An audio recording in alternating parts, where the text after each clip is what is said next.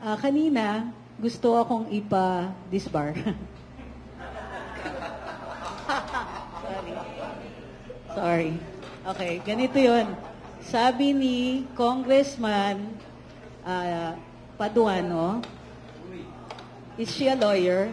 Malamang, kasi attorney Trixie Angeles yung nakalagay dun sa ano ko.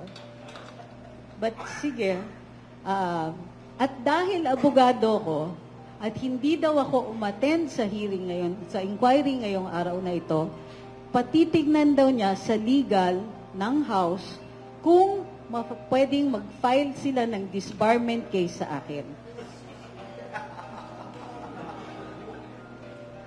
Walang tanong kung ako po ay lumabag sa Code of Ethics ng mga abogado dahil ito po ang grounds for disciplinary action namin.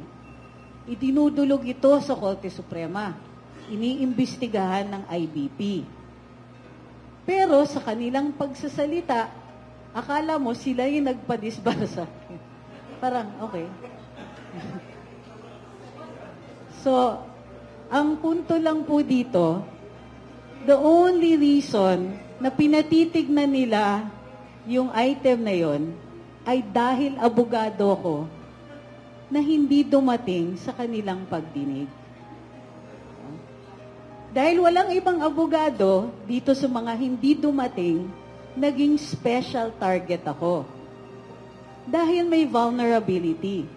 The mere fact na abogado ko, apadisbar natin yan. Dahil hindi ko daw sila nirespeto. Ang problema din po dito, ang definition nila ng respeto ay slavish obedience.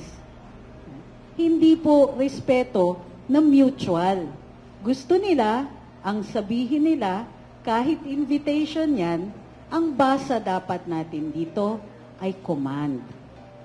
Sorry po, kasi dahil ako po ay gumraduate with a degree in linguistics sa University of the Philippines, ang pagbasa ko din, tulad ng ibang abogado, ay precise.